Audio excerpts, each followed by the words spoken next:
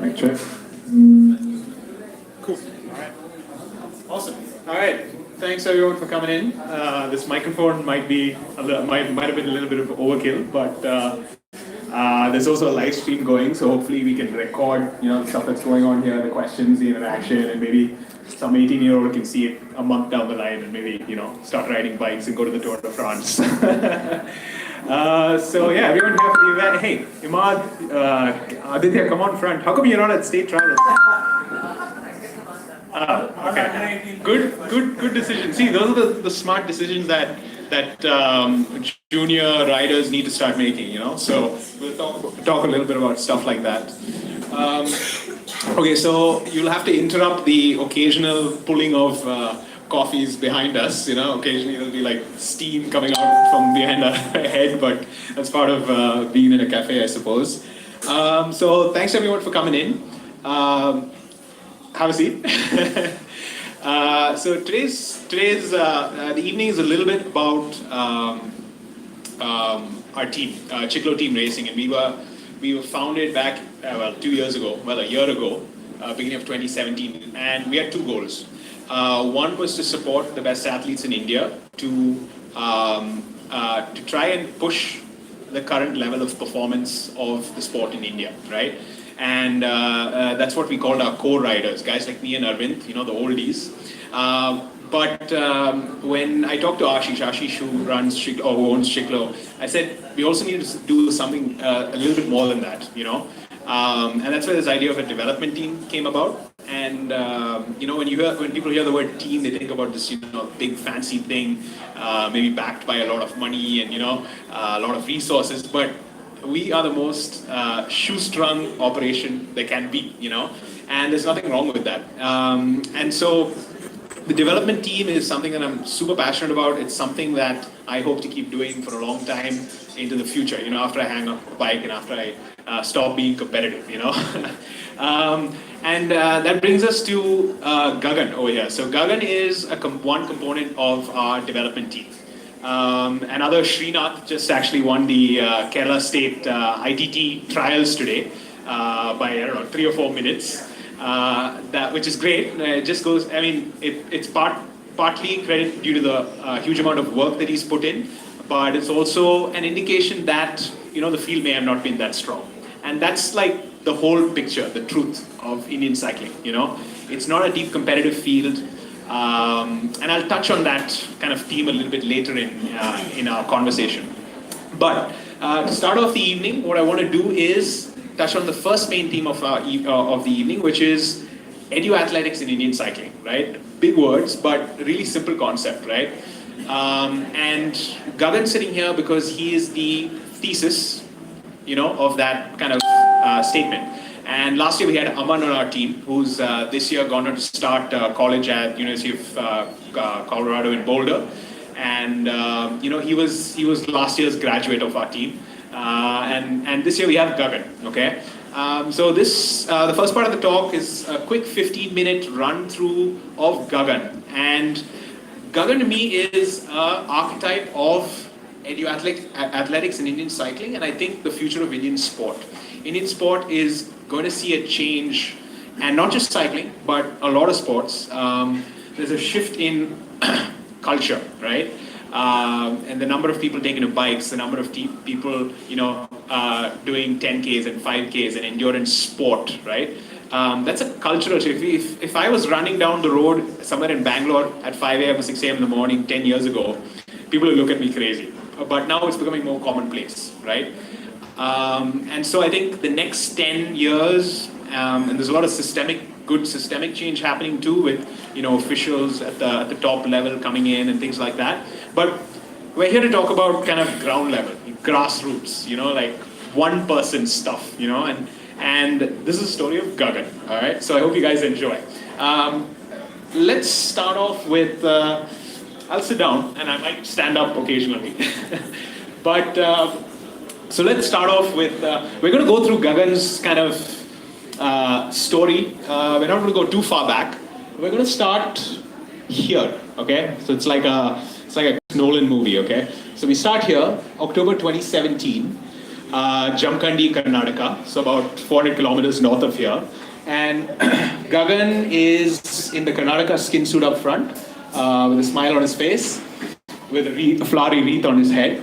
And Gagan was part of a 4-man team from Karnataka who won gold at the Indian National Championships in the team time trial. And you've got maybe Punjab in second, Haryana in second, and Punjab and Rajasthan. And you've got a couple guys who look a little over 18, but that's also another truth of Indian sport, right? This is Gagan's biggest achievement in sport so far, right? But let's rewind a little bit, and not too far, but let's rewind to 2013. Let's rewind to 2013. All right, you have some serious explaining to do. I don't see any bicycles, I don't see any spandex, I see cricket whites, right? Can anyone identify where Gagan is in this picture? Yep, second from the right, that's him, pensive, right? Thinking about big things, maybe about his future in cycling, or were you? What's the story of this picture? So this picture was from, it was KV regionals matches were going on, and it was kind of state level kind of stuff, and I was going to open the mats there with the bat. Then I was just kind of thinking what to do, and because last match was completely on me, I had to stay up to the last and do stuff. So I was just. So what what position did you play? Were you a batsman, a bowler? What were you? I was all rounder, but mostly an open batsman. Okay. So I take it that cricket was your first sport. Was it your first sport? What got you into athletics, so to speak? What was your journey into sport in school? So in school, in Kendra Vidyalaya, I was in Kendra Vidyalaya. So there, they encourage a lot of sports. So any kind of sports, like each and every student there has to be in some of the other sports there. So I started with playing Kho-Kho. Then, I went till states in that. And then again, I got into badminton. And then in that, I went till nationals, and KV nationals. Then again, my eyes were on cricket. So cricket got pulled me. Virat Kohli and Dhoni, and I mean, and that's the story of a lot of Indian youth in sport. What changed? Let's fast forward. We fast forward quite a bit from 2013 to 2015, and this is basically me, like a detective piecing together of pictures of Facebook what his history is. Okay, so there's a big gap between that 2013 picture and this 2015 picture. So what happened to change your sport from cricket, the sport we all love, which I know nothing about, to cycling? What got you on your first bike ride? And just explain briefly what the picture on the left is and what the picture on the right is. They both are from 2015, at least if the Facebook date tags are right. So 2 years after cricket. Yeah. How did you get into that? So my brother started cycling, a kind of touring kind of stuff. So he used to go for long rides like 100 Ks, 120 Ks. Like he used to visit a lot of lake and stuff. And the pictures there was really good. So I just wanted to get into the cycling as well. Taking pictures. Yeah. Instagram. Yeah. Then I started riding with him on my MTV. Then we used to go together. We used to ride like 100 Ks, 120 Ks. And then in the beginning it was like really, really, really tough. As we progressed, it was kind of easy to ride on an easy pace. Then there was a state, and this photo, the left one, was one of the ride. I still remember the route, but I don't know where exactly the route was. It was somewhere behind Electronic City into the Banagata. This was like. Yeah, and the picture on the right. Is you on Nandi. Nandi, yeah. That was my first Nandi ride. What time did you on Nandi? That was somewhere around 35, 36 minutes. Pretty good. Most people who've done Nandi in this room, they know the feeling of doing that first Nandi. And you are MTV. Yeah. So the only thing in my mind was finish it without stopping anywhere. Yeah.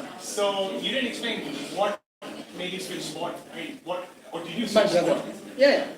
Was it an I injury didn't. or anything like that in cricket? Or? No, I had injury, but that was a small one, which I detected after starting cycling. So you kind of got into cycling because of your brother, and Yeah. you liked that idea of just escaping to these places where your brother took pictures. Yeah, And exactly. a lot of his pictures between 2013 and 2015 are pictures of lakes and Vedant, Bangalore countryside. So what I think is, a lot of us get into cycling for that beauty of exploring kind of Bangalore. Bangalore is a beautiful place, and we're blessed to be living in this awesome weather. And that's the way his journey started, not very different to ours. And his first Nandi was a 35-minute Nandi, which is a pretty good indication that you weren't no slouch on the bike. Fast forward a little bit, almost a year. This is you on your.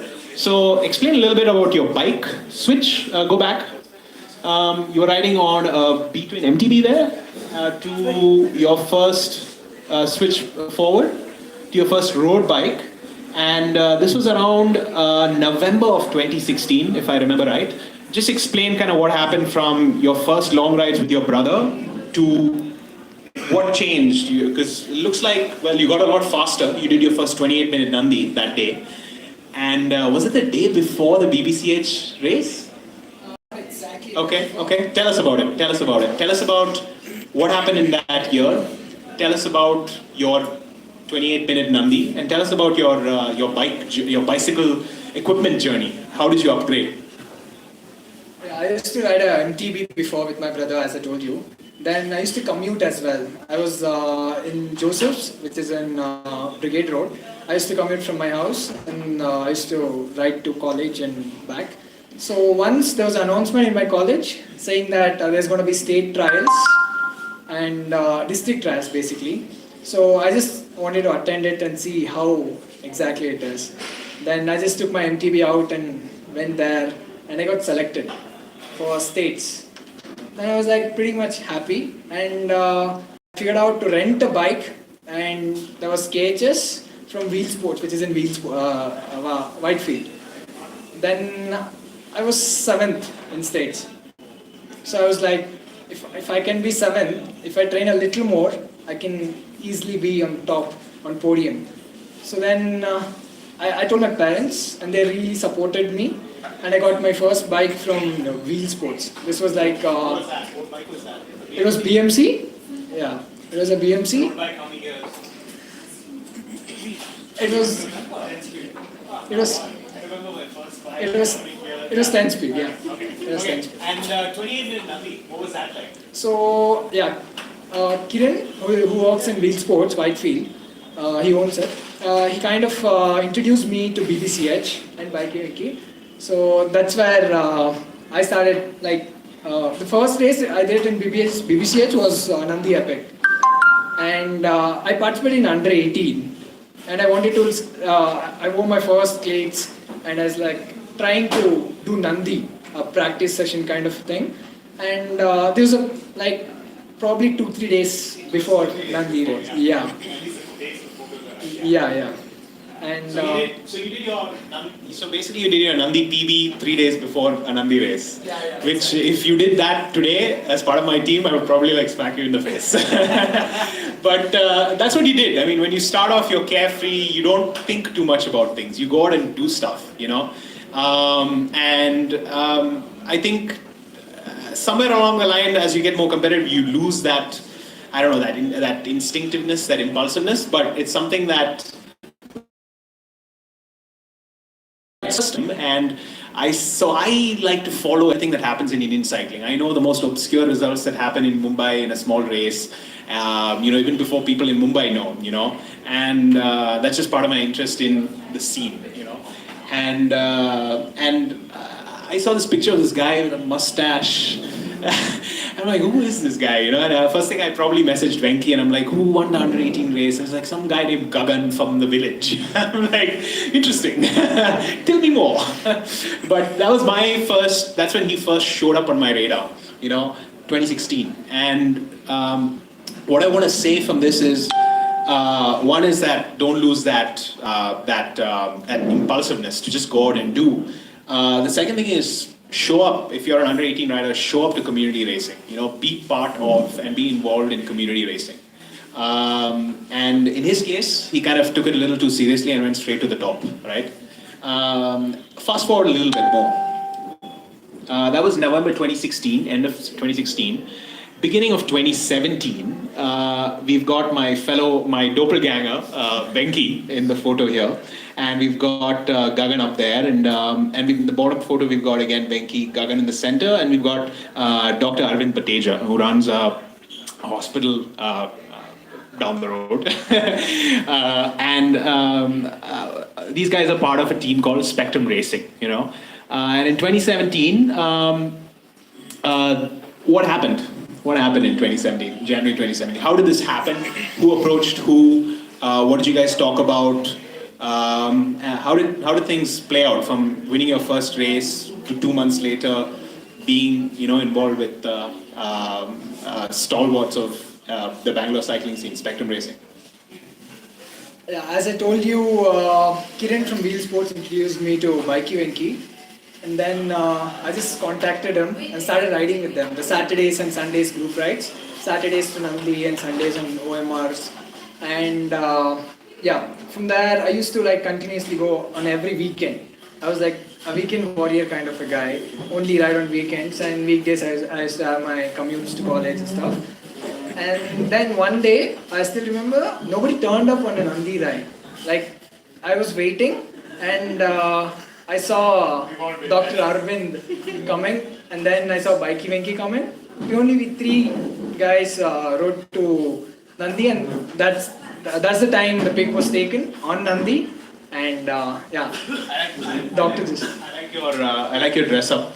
Between jersey, arm warmers, between sunglasses, between I mean, we all start off at decathlon, and I love what decathlon is doing to the sporting landscape in India. I stop by decathlon once every month for a coffee over there, just to be energized by the fact that, man, sport has a chance in India with bike shops, with that kind of culture kind of becoming part of our everyday.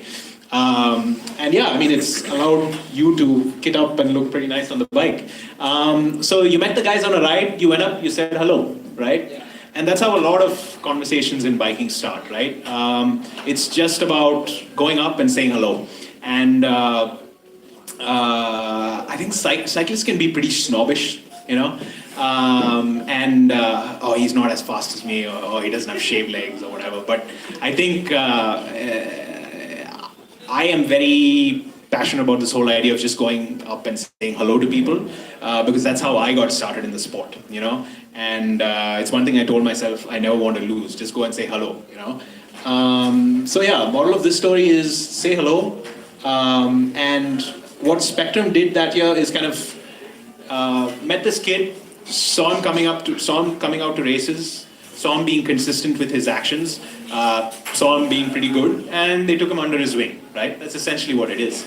Fast forward, January 2017 to January 2017 again. This is a little tip of the hat to Bangalore amateur racing, right? And the power of community racing and the power of just showing up. If you're an under 18 rider, a lot of people ask me, how do I get to the Olympics? And my answer is just show up to the bar race next Saturday. Let's start there. We'll talk about the Olympics some other time. So show up, ride hard, or ride for the win. Okay. It doesn't matter what place you are. Nobody really cares. It's all these things that we as young riders or beginners build up in our head.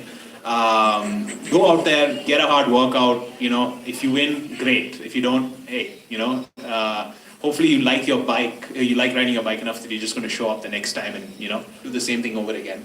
Fast forward to just a month later. That previous slide was show up to community racing in your community, okay? This slide is a little bit of, this is again Gagan on the podium. He's got a little bit of a winning habit. And this is him at the Coimbatore MVS Crit on a motor speedway. And don't just show up to community events in your community. Make an effort to get out of your comfort zone, learn how to plan logistics around traveling to a different city, and learning how to win outside of your hometown, and that's what this was. And I like this little quote here from Gagan, which, thank you, Spectrum Team Racing. Without you guys, it was impossible, right? Be honest in what, I mean, we're in a generation of hashtags and, updates and this and that. And sometimes just saying the simplest things are still important. And if you're an under 18 rider or a rider who's just getting into riding and, you've been supported by, a development team or a bunch of friends, just say it simply, the moral here is get out of your comfort zone, venture, explore community racing outside of your hometown. You learn a lot from traveling and racing. Being able to execute when you're not sleeping in your own bed, when you don't know the roads, when the weather is hot and humid, right? Okay. Fast forward to Feb 2017. Is this the first time any of your achievements have been recognized in a newspaper? Yeah. All right. So tell us what that felt like. Yeah. So this. When I was at the Coimbatore cred, soon after the cred, there was a guy who came and asked for a photograph. So I was like, okay, fine. I don't know what exactly that was. And soon later on, this was sent to me, like the photo of it. So I was like completely shocked, really. Then even my parents were really happy for that. So I just wanted to put this in just to poke a little bit at you because I hope. So that's a direct quote from Gagan again. Thank you, mom and dad, for sky-touching backup support from you. Note spelling of thank you and you. Please learn how to spell. That was just a little poke. But I mean, it's great to win, right? And there's a question later on in the presentation that I try to address a little bit. You don't always win, but it's just about going out there and experiencing different stuff, right? Okay, next slide. Feb 2017, we've got March 2017. Okay, so this is kind of an important slide, right? And this kind of touches on this new paradigm we're entering in Indian sport, okay? And I think it's an Indian thinking kind of thing, where it touches on this idea of getting a coach, getting guidance, reaching out to people who know more than you, accepting that you don't know everything, and tell us about this a little bit. Describe the scene, maybe introduce us to your coach, and maybe tell us about what FTP is.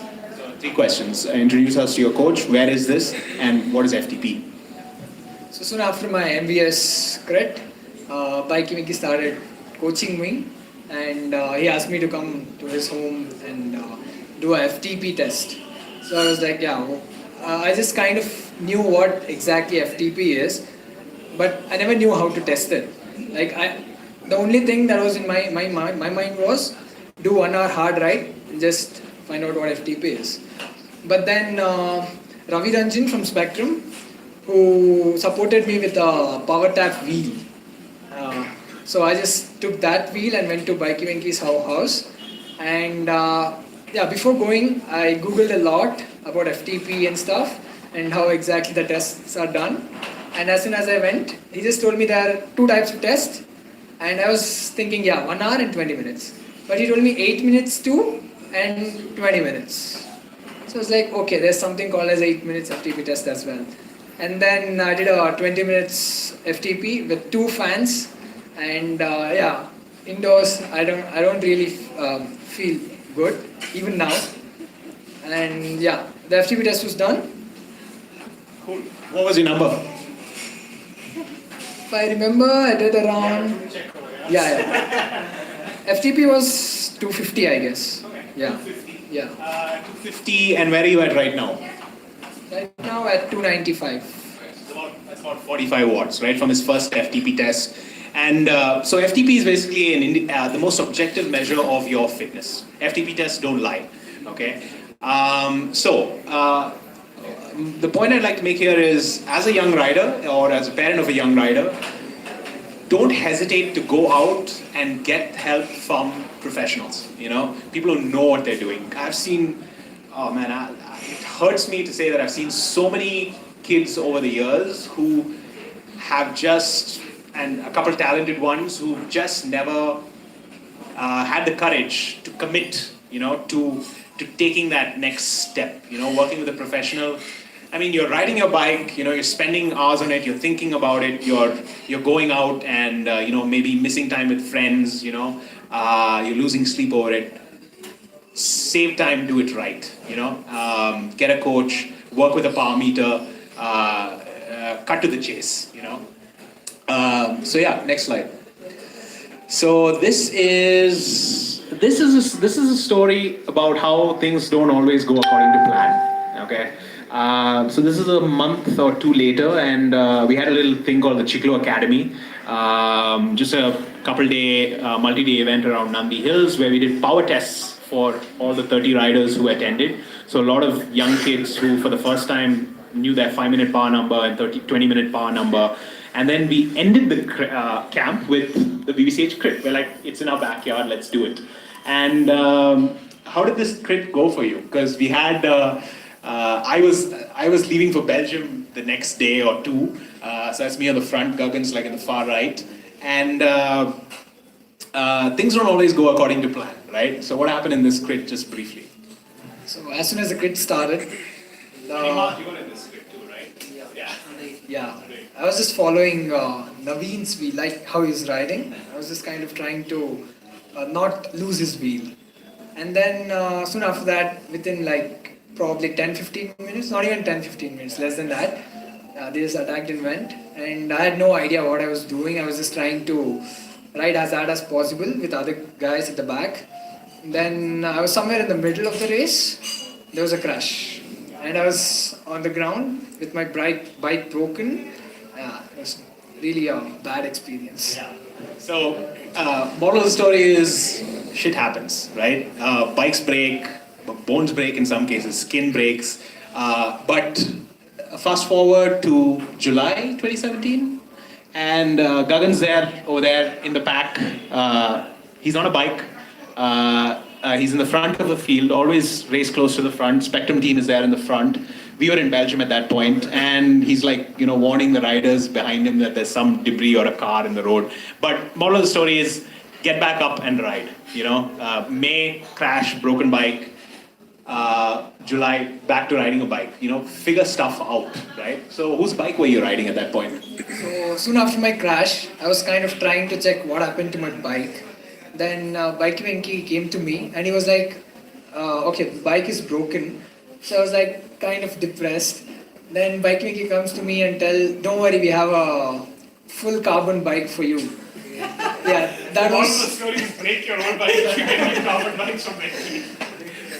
So the other thing was, the bike was Ravi Ranjan's, from Spectrum. Yeah, he was like really kind to give away his bike to me.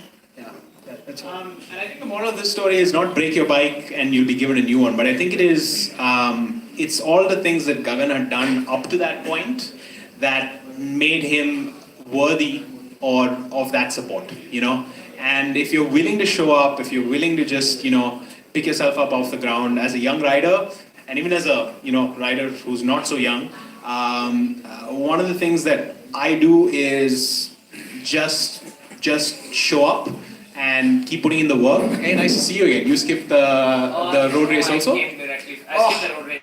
Okay, brilliant. Good to have you here. Awesome. This is so good. Okay, so show up and build. There's this saying that I live by: trust. Never ask for trust. Trust is earned, right? And as a young rider, it's so much easier to earn trust. You just have to show that you're putting in the work, right? What do we have next? Okay, so July, August. So August, another quote from Gagan. This is him at the state trials. State trials was in, where was it?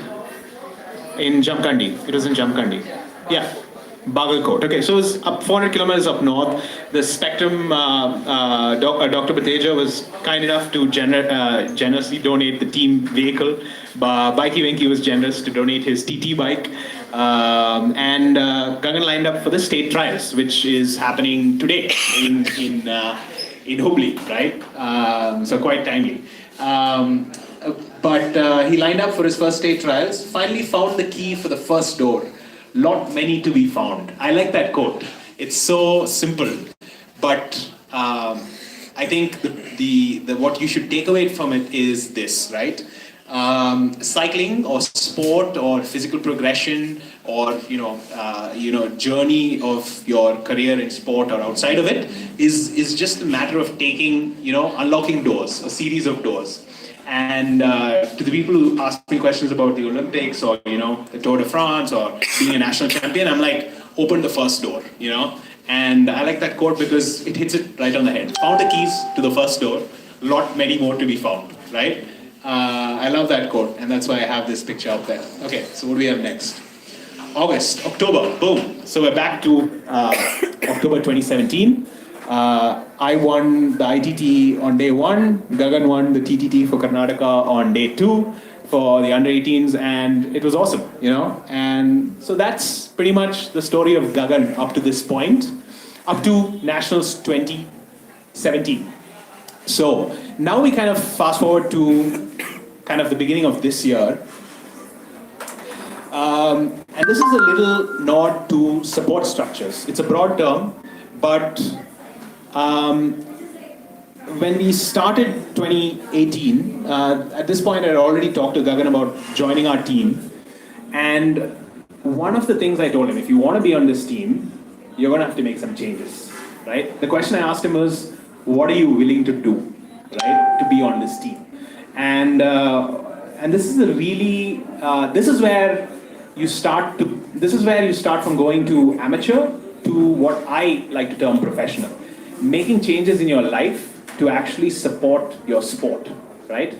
And protect your sport, which is a term that I first heard Pulela Gopichand use when I heard one of his talks. Athletes need to protect their sport. And this is one of those first steps. It's starting to set up support structures around yourself, and the only person who's in charge or responsible for doing it is you, right? So here in this picture, we've got a guy in the background. Can you tell us who he is and what role he plays in your life? Yeah. So he's Rajnikant, Mr. Rajnikant. So, Not the actor. Yeah, so before my state trials, I was staying at my home, which is like in C.V. Raman Nagar, and my college is in Mysore Road. Yeah, it's like pretty much, it used to take me 1.5 hour out and 1.5 hour back in the afternoons, in the evenings. So I used to get up in the morning around 3 o'clock, 4 o'clock, I don't even remember the time exactly. Get up and just go ride on Kollar Road, come back and then get ready, go to college, come back in the evening, do the college stuff, sleep at 12, again get up at 3 o'clock, 4 o'clock. It was kind of very hectic until the state trials. Then I was like kind of trying to figure out what to do. At that time, Naveen suggested me to move towards my college. So I was trying to figure out where exactly to move. That's when Rajnikant told me he has a small place in his house that he can give to me. So I just moved to his place. Yeah. He's really a kind guy and Moral of this story, you've got to make big changes in your life as a young person if you want to start achieving something in sport. And this is the truth, this is the hard truth, and it's sometimes, if you really think about it, it's not a big deal. You moved away from your house, you're staying with a friend, and your training quality is improving, you're getting 3 hours less of commuting through Bangalore traffic. But that is the change that he needed to make to be able to achieve what we are trying to achieve this year, which is find the keys and open that next door, right? And so this is a tip of the hat to the support structures, right? And all of us have this in our life, For some of the adults, it's their family, a girlfriend or wife that lets us go out and ride, and or in this case, a friend who allows you to, who gives you a room, allows you to train closer to your training grounds, right? So that's January of 2018. Fast forward a bit. So this is Gagan, March 2018, and this is kind of his first outing in Ciclo jersey, okay? And you see everything is kind of mismatched. You got mismatched bib shorts, Giro helmet, he's got a Ridley bike, which is perfect because our team is sponsored by Ridley. And but this bike was not actually given to him by the team. He was borrowing Venki's bike, right? So the point I'm trying to make here is there's this perception, right, at the level, at the most basic level of Indian cycling, but sport in general and life in general is, we perceive things to be this ideal thing, where, he's set up with equipment, wheels, bikes, maybe he's getting paid a little bit of a stipend, man, and that becomes the chase, and I put this picture here, because you're pretty good TT position, though hopefully the work we've done is going to make you faster. But the point of this is, everything is not as it seems, and it still requires support structures besides, this team or this, this idea that, everything is given to you, right? You still have to go out and figure stuff out. So March 2018, fast forwarding a little bit to May 2018. So this is when officially ink was put to paper. He signed the contract here at Ciclo. He got his first got his first road bike given to him, right? Thanks to the generosity of Ridley and Ashish and guys like that. And of course, he continued winning ways. He beat me in the crit. And this was the day before I left for Belgium. This one is just learning to win, right? So this crit was a very... Chiklo went to the front, we rode really hard, and Gagan won by attacking in the last lap, or second to last lap, and keeping it to the finish, So, this is just a nice picture, and it's a picture of him beating me, so I thought I'd put it up. Alright, next one. Okay, so this is a big one, okay? So, May 2018, July 2018. So, this is something that I believe is where the future of Indian cycling lies, okay? I will probably say this till my very last breath, but the future of Indian cycling goes through Belgium, okay? And Belgium is kind of a placeholder for the future of Indian cycling goes through places outside of India. Everyone in Indian cycling, in Indian sport is waiting for systemic change to happen. Systemic change is like a glacier, it takes forever, right? It's up to athletes today to pack up their suitcases, figure out how to pay for air tickets, figure out how to pay for their food, their living, everything, and get their butts to where the real action is. If it's cycling, go to Belgium or Australia. If it's track cycling, go to the UK or Australia. If it's some other sport like MTB, go to Switzerland or go to South Africa.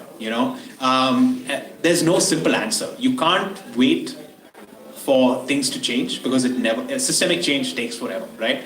And so this is a story of that. Picture July 2nd, Gagan and Srinath, part of our development team. July 3rd in Belgium. They have a big smile on their faces, which is about to be wiped out over the next couple of days, right? So fast forward. This is Gagan's first kermesse in Belgium. So kermesse is basically a word called festival.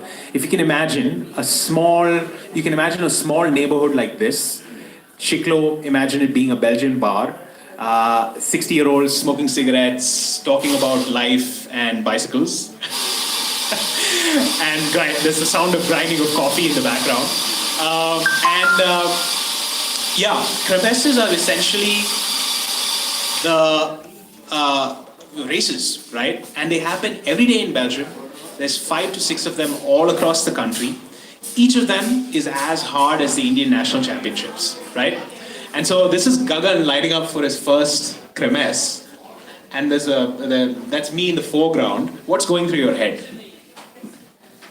So this is my first race, and I heard that it's going to be really, really, really hard by Naveen. So then I was like kind of... But you beat me at the grid. Yeah, so I was kind of thinking, how long can I stay with the bunch? And I was like, just trying out for the first time. So I didn't have the exact numbers in my mind and exact time. So I just went out and started the race. How That's it. nervous were you when it started? On a scale of 9 to 10. Okay. 9.5. That's essentially, the first time I lined up for a cremes, that was exactly the look of my face. I was probably at 10.5 out of 10.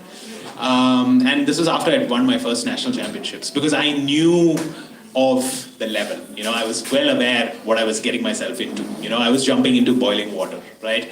I think you lasted about the first corner, maybe the second corner, but a little bit more than that. But that's not the point. But but 20 minutes just riding by himself, which is exactly the way my first kermesse ended up, But that is the reality, right? You can win the BPCH crit, you can be the gold medalist in the TTT, you can be the national champion of India, but we show up to the real level, things get real very quickly, okay? But don't give up hope, and I will explain why later. Okay, so this is July 2018. The boys spent about a month there, 30 days. And the first time I take young riders to Belgium, I've learned this the hard way. Don't put them in. Don't put something in boiling water for more than a month. That's a lesson I learned, because they get cooked after that. And mentally, physically, it's so hard. You've got to do your own shopping, you've got to manage your finances, you've got to ride to the grocery store in pouring rain and cold weather, you've got to crash, you've got to train the next day despite that. You will get sick, you will be living with 8 to 10 Aussies with terrible manners who get drunk every night and you can't sleep. It is a pressure cooker, and for like a 17-year-old or 18-year-old to be put into that, I think that is the most wonderful experience you can have, It teaches you fiscal responsibility, it teaches you how to take care of your hygiene, it teaches you it improves your cooking skills. It creates a whole athlete. And what I mean by a whole athlete is a person who can just not ride their bike really well, but who can also learn to live a little earlier than their peer perhaps, and learn to be responsible. Fast forward July, that's the middle of the trip, the beginning of the trip, the middle of the trip, and this is the end of the trip. And by end, I mean literally the end. This is the 20th of July, the boys are flying out on the 30th?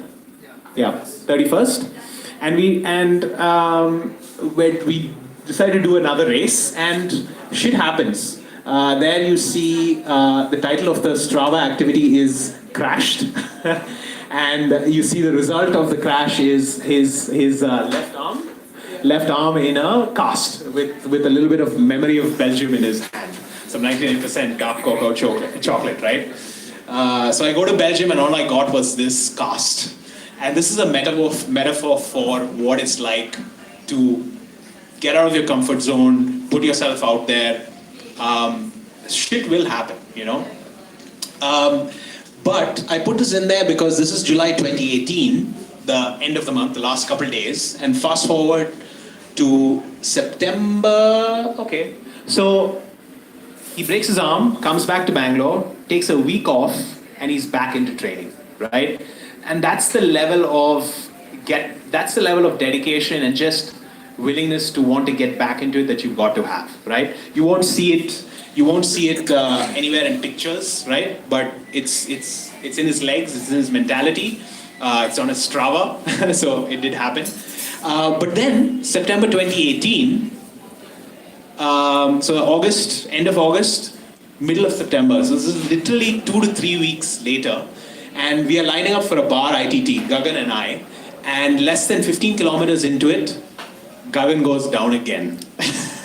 Right? And this time he knocks up his jaw. Fast forward a bit, and this is a message between me and Gagan, basically telling him to had a crash on Sunday. My first advice to him was get on the trainer on Monday, right? And I shit you not, he did.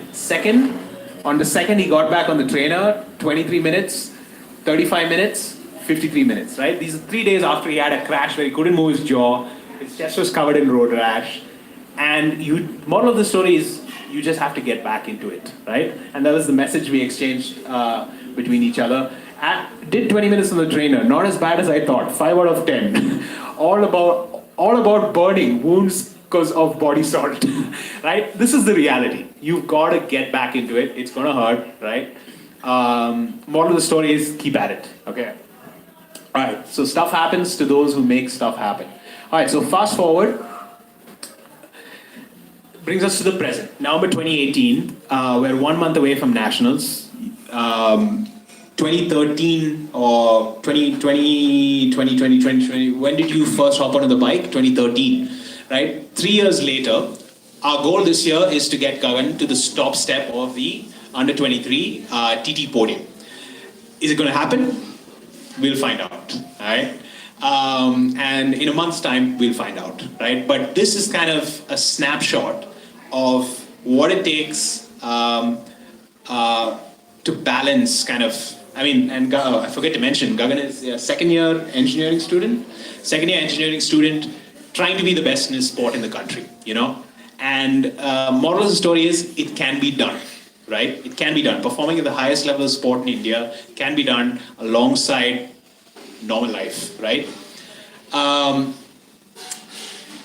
That's a good TT position. That's something that we worked on for a while. Hopefully it can bring us gold, right? All right, cool. All right, so that brings us to the conclusion. Is there another slide? Just check. Okay, that brings us to the conclusion of this part of this part of the talk, edu-athletics and Indian cycling.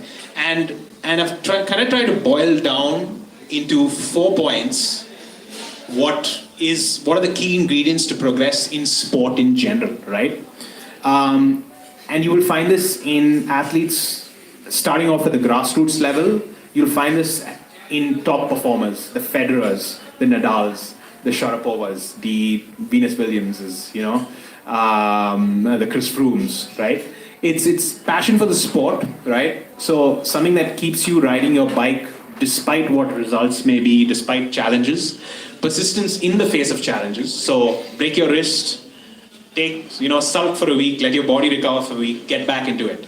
Crash again, get on the trainer the next day, right? It's persistence despite challenges.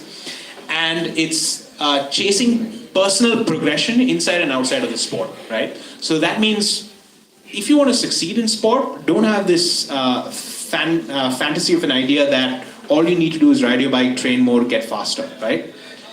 Can you be more responsible, right, with your time, with the resources you're being supported with, right, etc. The second most important thing is emotional support, right, and this can come from family, from friends. In Gagan's case, it's his mom and dad, it's his brother, it's Raji, right? Mentors, right, someone to guide you through decisions in and outside of the sport. In this case, it's someone like Venki. In this case, Venki also happens to be Gagan's coach, right? And a coach is someone who directs your physical progression, right, in an objective manner. If you have these 4 things, or if you don't have any one of these 4 things, before you ask the question, how do I get to the Olympics, or how do I become a national champion, it's work to address each of these 4 things, right? There is a solution, there is a way to answer all of those needs, and it's very easy. It's just about starting a conversation. What about resources, infrastructure, systems? And I think I answered that in the previous slides. Don't wait for these things to happen, right? It's about going out and making it happen. And so let's kind of hit the next slide. All right, so let's liven things up by giving away that jersey that I was talking about. Actually, let me just pull that out. So how many of you RSVP'd? How many of you who are here actually RSVP'd? All right, hands up. All right, cool. All right, so you guys are in the running. Now, how are we going to do this? Okay, we'll do it as a quiz, okay? And just to make my life simpler, I'm just going to hand it out to people who are here. So, people on the internet, sorry. Okay, so, question. Do you have any questions? Can you think of a question that we can ask them to give away the jersey? Okay, simple one. What position? I'll ask this. It's such a. Okay. So what for those, any of you followed my racing in Belgium this year? Anyone? Couple of you guys, yeah, a couple of the young guys, hopefully. that's who I want to give away the jersey to. Okay, so one of you guys. This is going to be too easy for you guys because I know you guys follow my stuff pretty closely. Okay, so what place did India place in the time trial in the Asian Cycling Championships? If you know the answer, just raise up your hand. What place did India place in the Asian Cycling Championships this year? Where was it? In Myanmar. And the person who placed was me. So what place did I end up in Asia? So we got one hand, we got two hands, we got another guess hand, we got a potential fourth hand. Okay, all of you answer on the count of no. Okay, you go first. What do you think I placed? Asian Championships. So out of the best in Asia, where is India right now? No, not that good yet. All right. No, not that bad. Go ahead. Oh, he got it. Sorry, guys. I was picking people based on likelihood that they would not know the answer. But anyways, you win, mate. Good one. Big round of applause. So that is the jersey that I wore in the breakaway at the Asian Championships road race. I don't think India's ever been in the breakaway in the Asian Championships road race, and our breakaway got absorbed at 90 kilometers into the 170 kilometer race. That also happened to be the longest road race I'd ever done. And after getting absorbed, all we could do is finish in the pack. But the goal next year is to try and get into the break and stay in the break. So let's see what happens. Okay, so this second part of the talk is a little bit, it's a little bit of there's 1 or 2 or 3 points that I want to kind of just send out there. And I want to do it in an objective manner. And I want to shed some light on, and it answers some of the questions that people had also in terms of what is the work required to be the best in the country. And I just give you a little bit of an insight into my secrets, okay? So what is my biggest lesson from racing in Europe? Okay, so I've been to Belgium for the past 3 years now, 2016 I signed professional, went to Australia, 2017 and 2018, 3 years, right? 3 summers, 3 months, 90 days. My biggest lessons from Europe, can we hit next on the screen? So this was June 2015. This was my first kermesse in Belgium, okay? And what it says is Grameen, that's the name of the place, dropped early and then sprint training. So this is my first race, one of my first races in Belgium, June 2015, I got dropped, okay? And this was after I'd won the national championships. The national champion of India dropped in the first race in Belgium. And fast forward a little bit, August 2018, so literally 3 years later, I ended up notching up my best result ever in Belgium.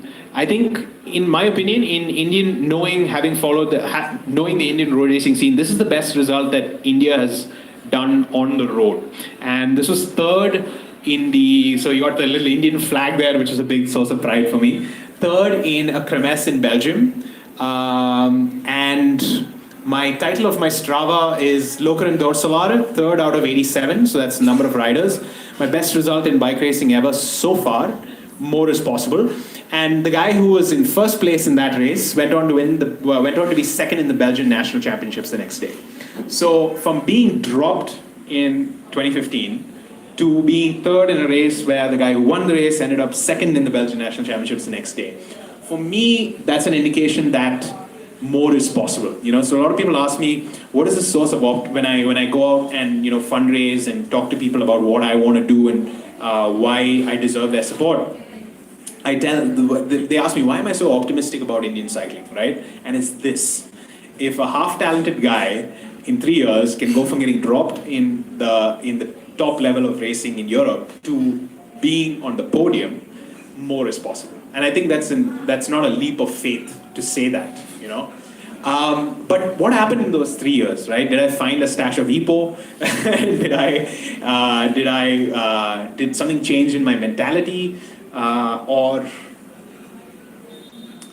Or was there something a little bit more practical, right? So this is a little graph that shows my training over the last, since 2012, right? So 2012, blue graph, I just moved from the US, full of enthusiasm, wanted to change engine cycling. Pretty decent year, right? Topped off at about 20,000 kilometers for the year, right? Most people's cars probably didn't have that much. 2013, had a little bit of a challenging year, jaded. Indian cycling is too, I can't fix it, right? 2013, you see the orange curve being the lowest it's ever been, right? 2014, picked myself up a little bit, marginally, ended up winning the national championships in December 26th of December, so the end of the year, by half a second, right? And you see, what I'm trying to say here is the work rate equals the results you get. And this graph clearly shows that. 2013, I achieved nothing. I was fourth in the ITT, a minute and a half behind first place, right? This is 2013. This is 2014, my first national championships. 2015, the red graph, something happened over here. I just stopped training. That was my first injury, right? And that taught me the importance of physios. It taught me about the importance of support structures. It taught me about the importance of just going out there and getting all the help that a professional athlete needs, right? It's not just about riding your bike. So that was my first injury, flattened out. While I didn't achieve anything that year, that realization that life is very short, I asked myself the question, what do I want to do in this sport? I sent out about 30 to 45 emails, cold emails. At the end of that year, I ended up with a professional contract, the first Indian to go professional, right, in Australia. So that lowest of low points resulted in one of the biggest things in Indian cycling, right? And so you don't have to accept life or sport always what it gives you. You can change things around, and that's what that 2015 taught me. 2016, which is the purple curve. Average year, defended my national championships, went to Australia, learned a lot, right? This is the first of my learnings when I went to Australia and raced besides true professionals in the sport. I learned three things. There is such a thing as talent, right? When you see an 18-year-old kid with an FTP 100 watts higher than yours. Then I learned that talent is not the only way to succeed in sport. Because I met a guy with an FTP just as good as mine, who was achieving results at the top level in, outside. So he was doing something. What was he doing, And that question led to the answer, but I wasn't able to apply it in 2017, because if you see my 2017, it is very similar to my 2016 in terms of my work rate. The reason for that was this. In 2017, when I decided not to hunt a professional contract, what I learned was, before I go around hunting professional contracts, talking about the Olympics, dreaming about the Tour de France, there was something I had to change on a fundamental level. And that was, I needed to ride my bike more, right? Because that's what I saw that guy in Australia with a similar fitness level at mine, achieving more than I was. And the question I had to seriously ask myself was, am I riding my bike enough? Am I being professional with regards to my sport, right? I think I am, because I've been in this environment where I am the hardest worker, I'm achieving the results, and I think I'm top of the world. But I knew that I wasn't, and I was just trying to figure out why not, or what is the difference. And then I figured out that it's my work rate. And then it hit me in 2018, and I made a promise to myself that I'm just going to ride my bike a shit ton more, right? And that was what was the connection between 2015, not finishing my first race in Belgium, to this summer being on the podium. It was just a drastic bump in my work rate. And you just see, I'm at 20,000 kilometers for the year so far. That's what I've tracked on Strava. There's about 2,500 kilometers that I don't even bother, which I do on my trainer as recovery rides. So I'm about 22 for the year. And now I'm starting to train at the level of a true professional, How many in India in competitive road cycling are doing this level of work? I can say confidently, 0, right? And so when we ask ourselves, why do we not see anyone at the Olympics? When are we going to see someone at the Olympics? I ignore the question, and because I know the answer, and a lot of people are not going to like it. It's this graph, right? It's just, we need to, go to the next slide.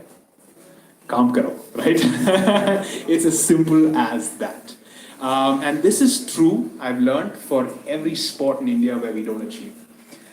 Because athletes have used the crutch of the system is broken, we don't have the infrastructure, I don't have a bike for too long, you know. And for me, it's a personal journey of just increasing my work rate, seeing what happens, imparting on athletes that are in my peer group. So my teammate Arvind probably puts in the second biggest workload of any Indian road cyclist in India. And not just riding your bike, I'm talking about structured training, right? Smashing yourself on the bike, doing 600 kilometers and just not being able to pick up, doing 260 kilometers in a day and not being able to pick up your body off the floor afterwards, right? But then having to go out the next day and do threshold intervals, right? Next slide. So this is delving a little deeper, right? I tell you all these things, but I mean, how do you believe someone, right? So this is a little insight into what my 2018 looked like, right? It's called a performance management chart, and it's a little bit nerdy, but I thought I'd just put it out there, just to show you what that the work required is not just about riding your bike. It's about doing it objectively, doing it professionally, right? And if you look at this little curve, this blue line basically traces my fitness. The pink line basically traces my fatigue, like pink, imagine blood, imagine how dead I am, right? And the yellow line traces a combination of those two curves, which essentially summates my fitness and how tired I am and tells me how good I am, right? So that's 2017, right? I'm over there at a certain level. I had, at the end of the road race, I crashed. And I had a big patch of skin missing on my ass. I couldn't ride a bike, I couldn't sit. I was in Ciclo the next day, I was doing a little, a lot of people came out and said hi. But this was my longest time off the bike. A long 2 weeks, right? I couldn't wait to get back.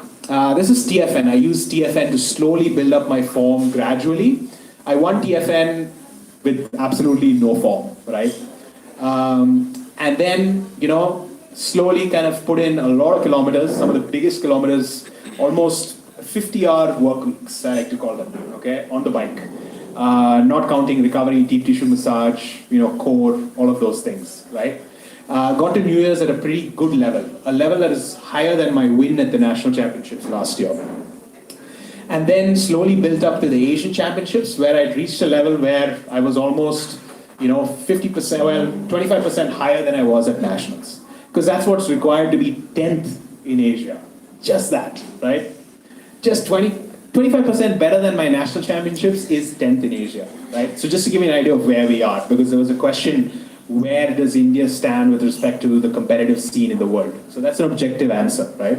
It's Asian champs.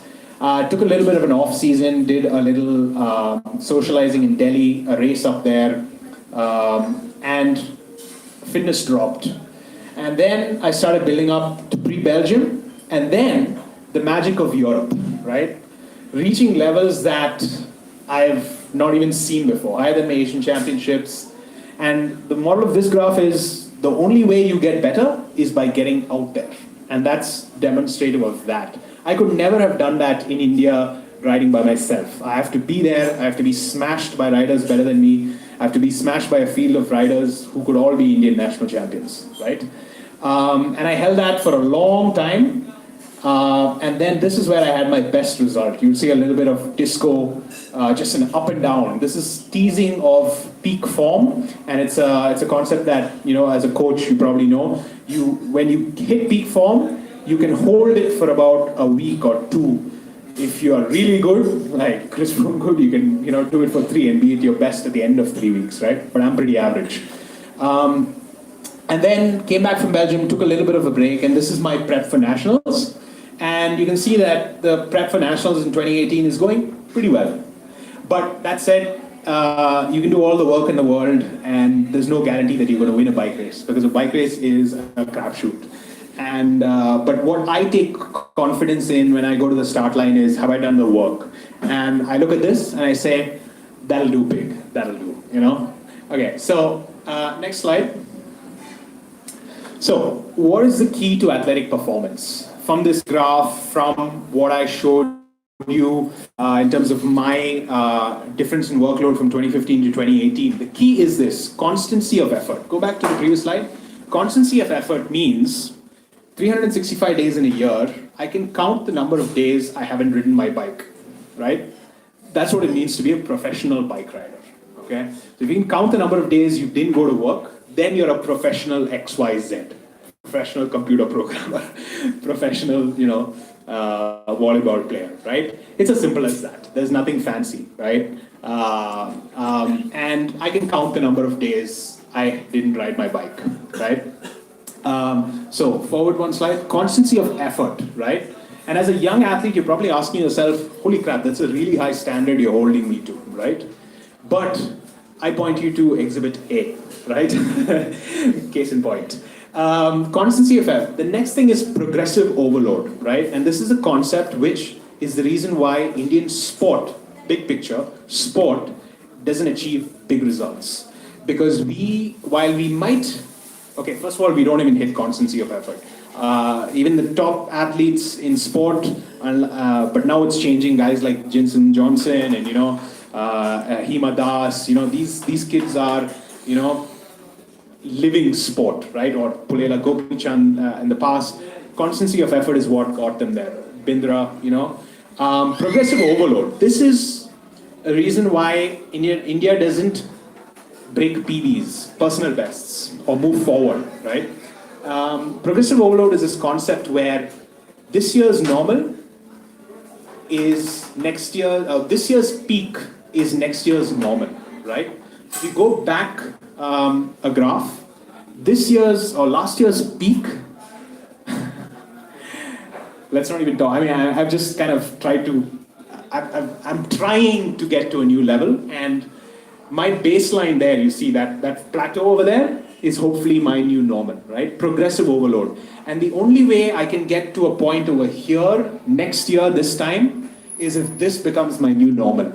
And that's the concept of progressive overload. The moment you take your foot off the accelerator, 3-month break, which a lot of athletes in Indian sport do, national comes up and you're like 3 months pedal to the accelerator, and then 6 months off the accelerator. Indian sport doesn't progress because athletes take their foot off the accelerator. You cannot think about anything but progressing, right? And you have to do this on the time scale of not just a year, but multiple years, right? And that's called a career in sport. All right, forward. So, progressive overload, constancy of effort, key to athletic performance. Next slide. So, this is my top secret build to nationals, okay? So 40 days to nationals. So this is kind of what every day of mine looks like from Monday through the 50 minutes I'm going to spend at 10 a.m. in the TT position to the 3-hour, 35 minutes I'm going to spend on my road bike to whatever position that I end up in, right? And this is the level of planning that's required.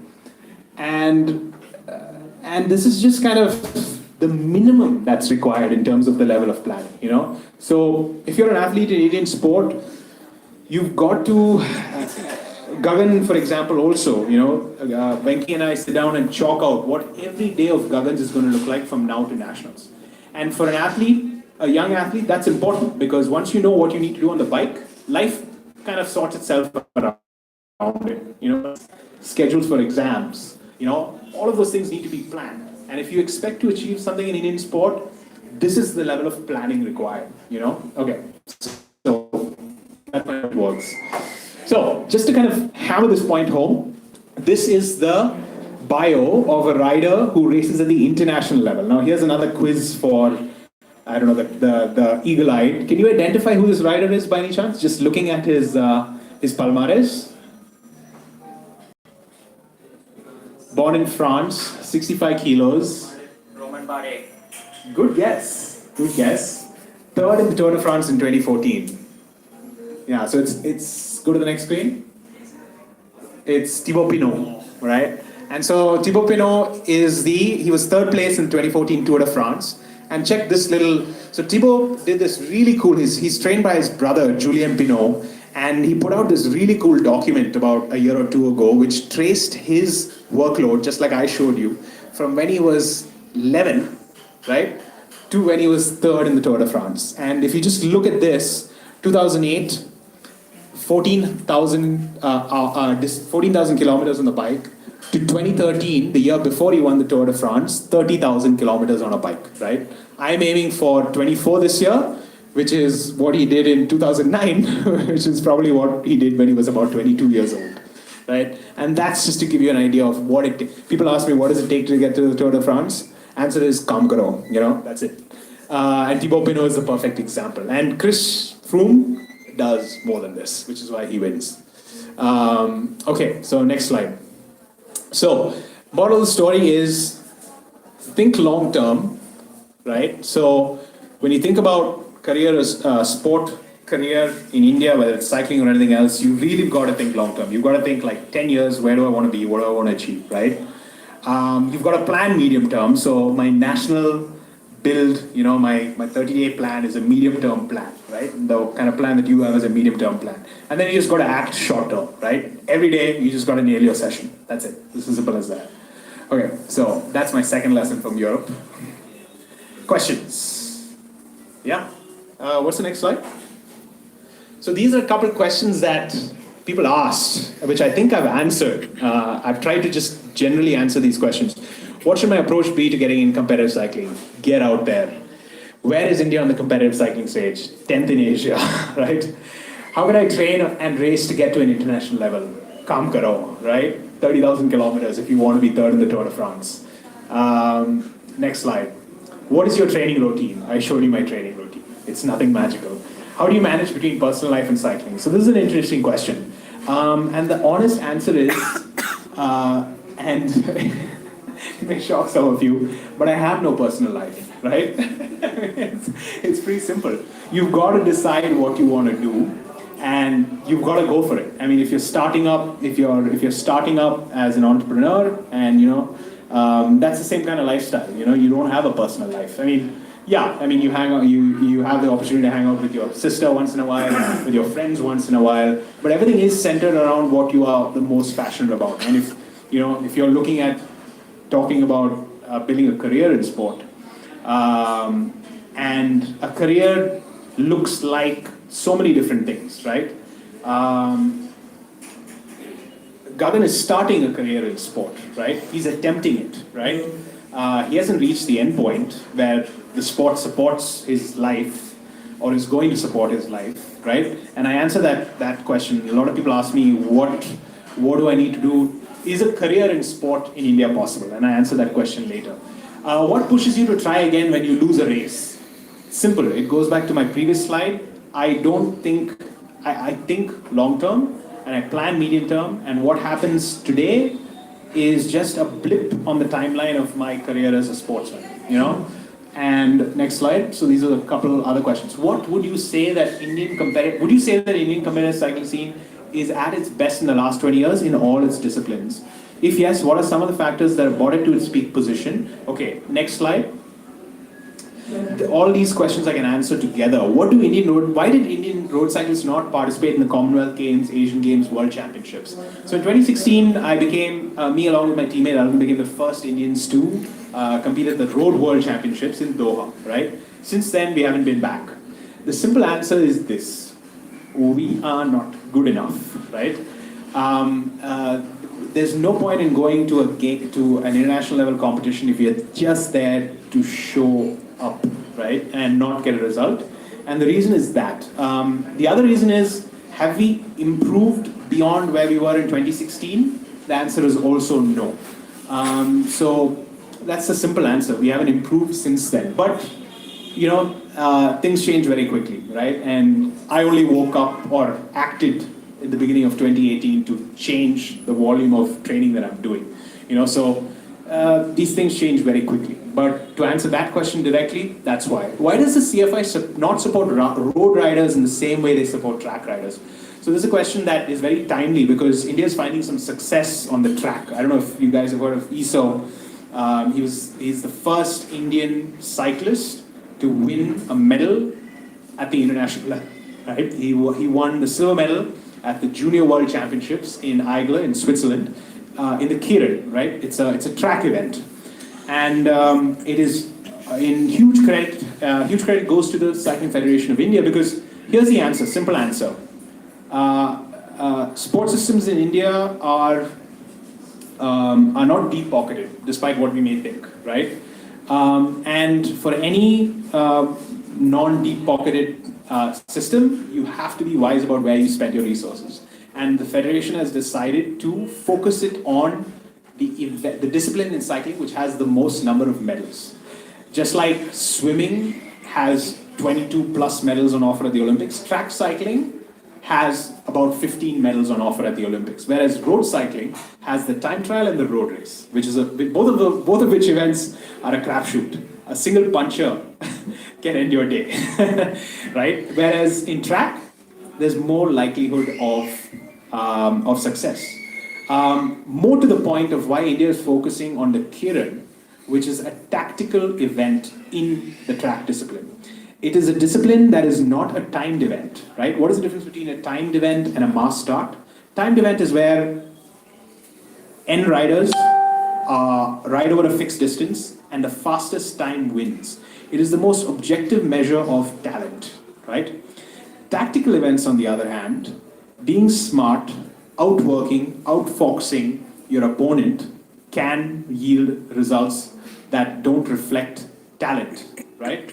That reflect the full gamut of competitive sport, right? The tactical nuances. The Kiran is the most tactical track discipline, right? And Iso won the silver in the Kiran by coming out of the draft of a stronger rider.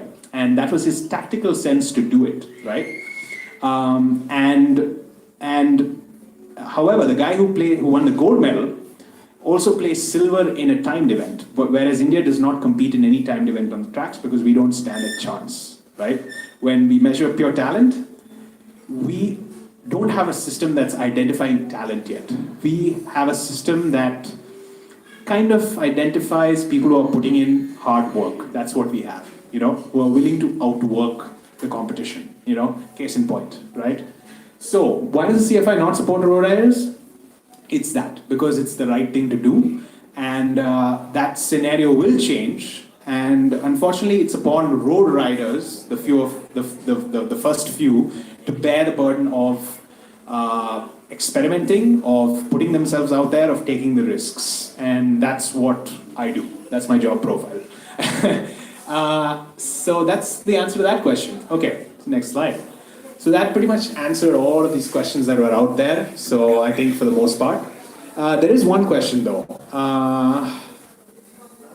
Career. Yeah. What is your advice for a young cyclist who wants to choose competitive cycling as a full-time career in India? My advice is don't.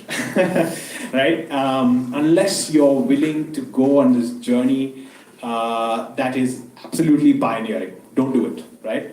Enjoy the sport. Knock on the first door and see where it goes. That's it, and finish your degree. Yeah. Okay, so next slide. This is a little fun way to end the slide, and just a nod to the reality of that question, right? Like a career in sport. This is, I was Olympic champion and couldn't pay the mortgage. Okay, this is a quote by someone. Anyone guess as to who it is? I was Olympic champion. At this point, he was double Olympic champion, and he couldn't pay his rent. Okay, a little clue on the next slide. And this is the palmares of the man who said this. Can you guess who it is? You can't see. Okay. Individual pursuit, 3 goals. Olympic champion, 3. World champion, individual time trial. Tour de France, 1. Bradley, go to the next slide. Yeah, so this quote is Bradley Wiggins. So he's one of the greatest cyclists of all time, multiple time Olympic champion, Tour de France winner, our record holder, one of the physical specimens, right? Like the greatest ever, greatest of all time. And that's a quote by him. I was Olympic champion and couldn't pay the mortgage. So can you make a career in sport? The answer is, the bigger is, the answer is there, right? I think that answers itself. All right, so next slide. Thank you and good night. Any other questions? Yeah, shoot. One sec, let me hand you the mic. So when I asked one of the guy who does cycling, like what is my career if I have to start now at 25 years old, he simply says there is no chance of you going to competitive because you have just passed the base age of starting the competitive side. So explain the question a little bit more. Okay, basically the question was I just started cycling and I like riding long distances. I thought maybe I've got a roadie, maybe I can participate into BBCH races. Maybe one day I'll average up to 40 or something. But then when I asked this question to someone, the senior guy, he said, no, I think the age is past because you just started cycling now. Yeah, I get the question. So it's, and you're not talking about the Olympics and things like that. You're just talking about being competitive on a community level. So I think that's a little bit of, I think everything that I've said kind of answers. You asked it just to be nice to the question that I asked, which is ask me a question. But I think I've answered that question. It is ride more and you will get faster. That's the basic thing. So it goes back to the question: why am I so optimistic about the prospects of Indian road cycling? It's because of this. An engineer who at one point was 100 kilos. Is now the 4-time Indian national champion and has podiumed in a kermesse in Belgium in 4 or 5 years, right? Because of that, that is why I'm so optimistic. I know that talents in India haven't even begun to be found, and it is my averageness that makes me optimistic about Indian cycling. And to answer your question, yes, it is possible. And the simple answer is ride more, right? You will get faster. Ride with a coach, you will get faster quicker. And that's it. That would be my answer to the question. Yeah, endurance events are a different beast altogether. I'm talking about like ultra endurance, right? I mean, those are battles of the mind. That's not pushing physical limits. Yes, it is. You're just disregarding physical limits. It's a battle of the mind, and that's a different sport. I hope I never ride more than 300 kilometers ever in my life. And kudos to all the people who do. But yeah, any other questions? Yeah, shoot, one sec. Let me hand you the mic. Yeah, so we don't see a lot of cyclists or enduros like we do in Belgium and in Netherlands, and the kind of support that the riders get over there is purely because the number of people who are involved in the sport. So we as a cycling community, what can we do? What can we do to help our athletes, help push the people who are taking up cycling as a career in their lives? Yeah, got it. Okay. So the question is, it's that question to, that the system isn't there, the infrastructure isn't there, right? I mean, so if you're looking at young rider looking to progress in the competitive sport of cycling, I think look no further than an archetype of, say, a Gagan or an Aman, Get involved in community racing, invest in a trainer. If you can't invest in one, earn the trust of a community that will definitely step up to support you. Or I think you can pick up a trainer at Decathlon for like $5,000 these days, right? And that's the kind of trainer I train on. You don't need fancy equipment. So I think the answer to that question is all of the things we kind of touched on, which is, get involved in the community, and that's something I made a conscious effort to do. I show up to BBCH races not because it's great for my training, not because winning those matter, not because I learn anything from those, but because I get a chance to interact with the community and I learn from that, And so no matter what level you reach in Indian cycling, it's important that you keep kind of participating in that and contributing. You can always make a hard workout out of an eeasy race. You can do 200 kilometers previous day and then be second to you in a BBCH race.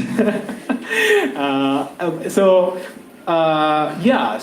don't wait for stuff to change here and get out there. So I was talking to Rajiv and he was talking about how he's doing this trip to Italy, right? Where they do the Giro di Dolomiti and they organize themselves as a community to go out to Kodagiri or Yelagiri or whatever and do like training rides, and then they go out of the country and ride, right? And in the meantime, we'll improve, right? I don't know if we're going to get a velodrome. I mean, the rosy pictures, we have a velodrome in Bangalore, we have a 60-kilometer cycle track with a fake 3%, 3-kilometer mountain, you know, it's we could wait. We could wait for a long time for that, or we can just, do with what we have and hop on a trainer, use tools like Zwift, to make riding interesting indoors. I think all of that is important, so don't wait is my answer. Yeah. Question. When you One go to second. Belgium, so when you go to Belgium, the body gets better by adaptation, correct? So when you're down here and the big boys aren't there to smash you on the group rides, is there any way of recreating that environment, A, with a power meter, B, without a power meter? So that's a really good question. It's okay. You spent 3 months in Belgium. How do you? Okay, and you got really strong. How do you reproduce that? And the simple answer is you just can't, right?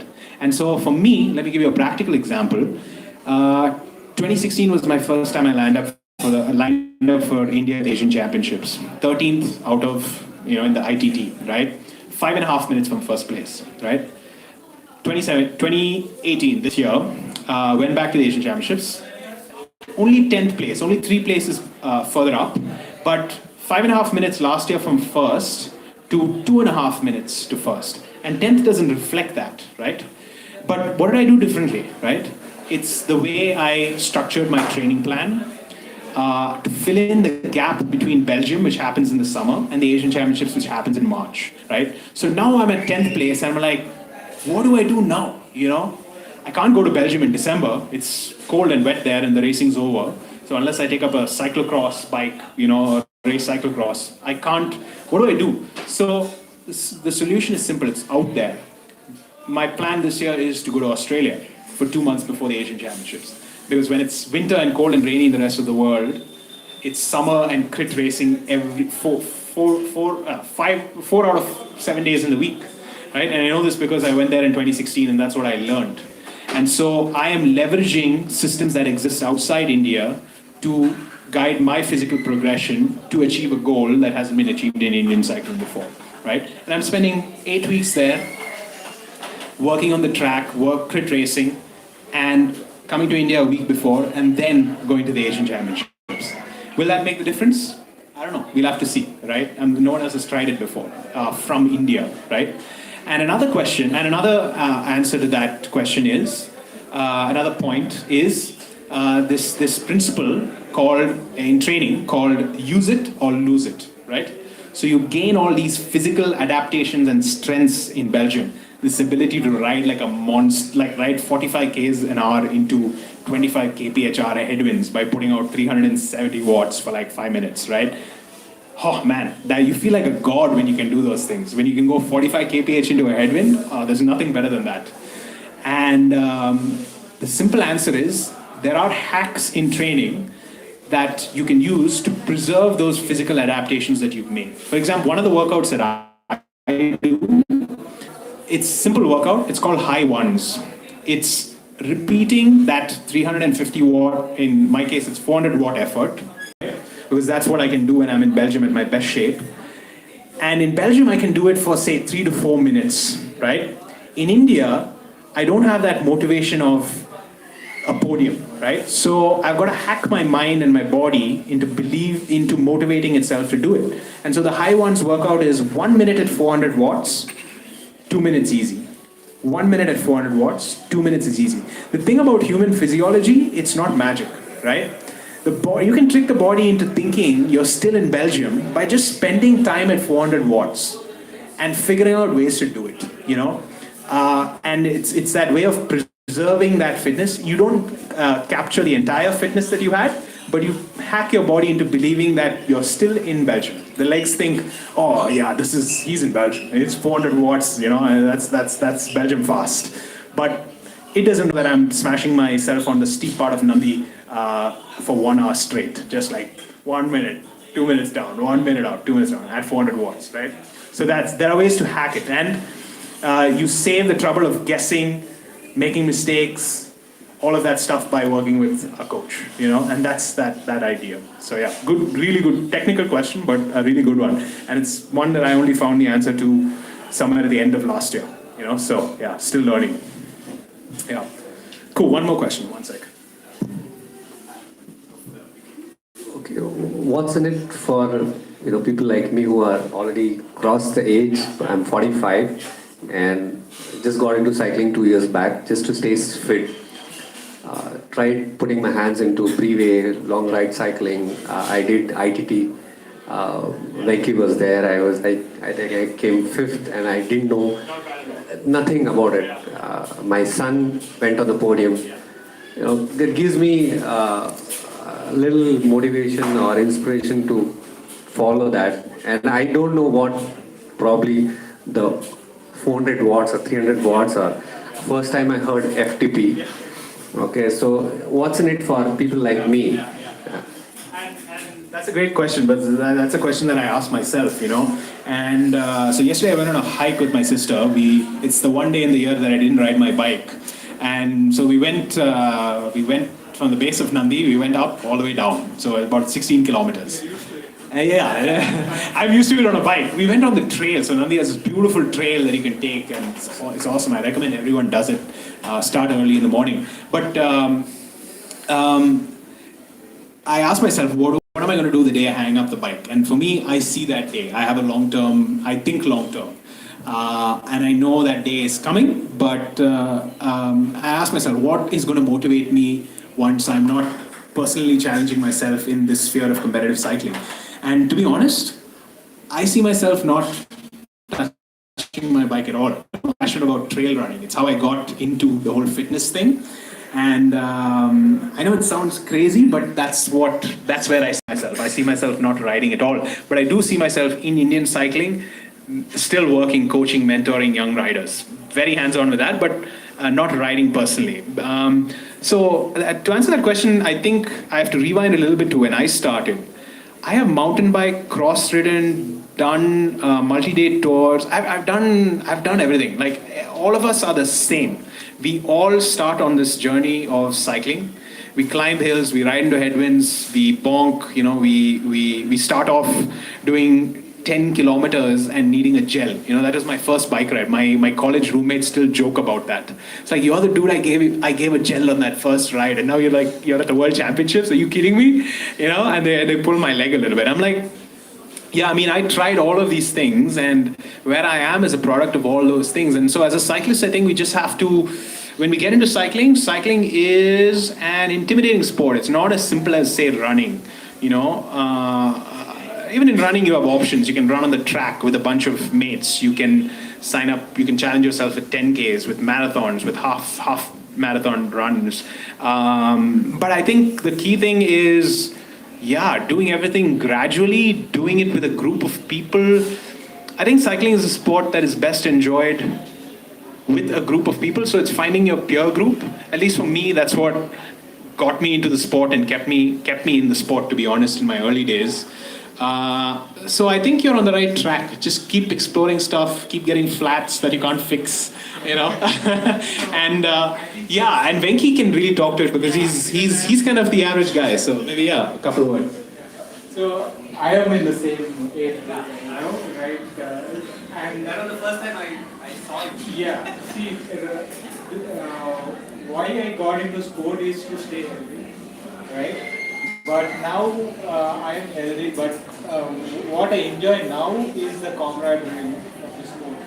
I get to ride with great people, get to meet great guys on events like TFN and stuff like that.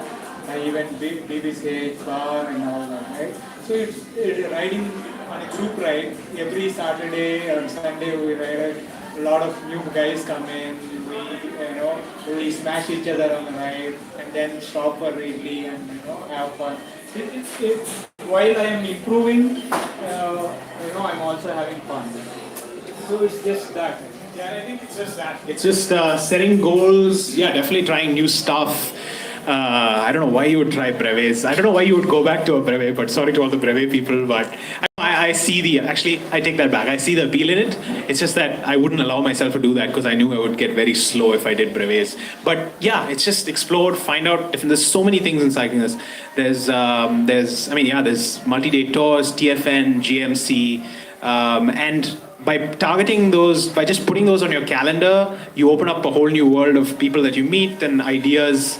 Maybe you end up in Italy next year on a small trip, or one of the riders I coach, Venki, during the duration of our work together, he somehow fantasized this idea of going to Europe, to Belgium, to watch the big races. So inspiration comes from the most unpredictable places. So I guess just keep doing what you're doing. I think you're on the right track. Yeah. All right, one more, last one. All right. So this is on the mental game, right? So when you line up for a kermesse in Belgium, and you're looking at all these guys with shredded legs and fast bikes, what's going through your head? Yeah. How do you keep yourself calm? So, you literally line up against dudes. One of my first races in Belgium, I was like in my handlebars on the front. I always get to the front row. No matter how big the dude beside me is, I'm like, okay, let's go. And sometimes there are dudes beside you, and I'm like in my handlebars, and I look to the left and expect to see a face, and there's someone's ass. They're like 6'5", whatever, right? So the way when I'm a small fish in the ocean, like here I'm big fish, small pond, but when I'm small fish in the ocean, I am shit. I'm nervous every time I start a kermesse in Belgium, but this year I figured it out, right? I hope it is the solution to winning a kermesse, which will be, I think, one of the biggest things that an Indian cyclist has done. And it's not easy to win a kermesse. Just to give you an idea, if you win a kermesse in Belgium, you get a call from professional teams. If you win a kermesse in Belgium, you are on the radar of professional teams. Like the big ones, the names you've heard of. If you win multiple, you're on a contract, right? It's like an IAS exam, right? If you're a topper, people know, you know what that means, right? So the way I have hacked myself the mental game is, I just convince myself that I am equally strong. That's it. And it's easier to do when there is some truth to that, It was very hard for me to do that in 2015, I'm not going to lie. But you really have to just take it step by step, And in fact, when I line up on the start line at nationals, I in fact induce nervousness in myself. I induce self-doubt. I induce lack of confidence, because to some extent that's what helps you perform, right? But I don't take it to the extent where it is detrimental to performance. I kind of bring it back around to what are the first principles that will lead to success, right? Drink, eat, save energy. That is my mantra for a road race. Drink, eat, save energy. That's my mantra for kermesse in Belgium. That's my mantra for if I'm going for the win at nationals. That's my mantra for a BBCH crit. That's my mantra if I'm doing 260 kilometers by myself on Hyderabad highway. So it's like focus on process. The famous, the quote: focus on process, right? Not on outcomes. And I think that's the start of how you mentally tackle a situation where the game seems bigger than you are, So yeah. Cool. All right. So with that, I think let's wrap it up. Thank you so much, everyone, for coming, and hopefully everyone's taken at least one thing that they can take home and kind of apply to whatever amazing things you do. And that's a wrap. So if you want, you can stick around and talk to me personally. More than happy to chat. But otherwise, see you out on the road. Yeah. Awesome.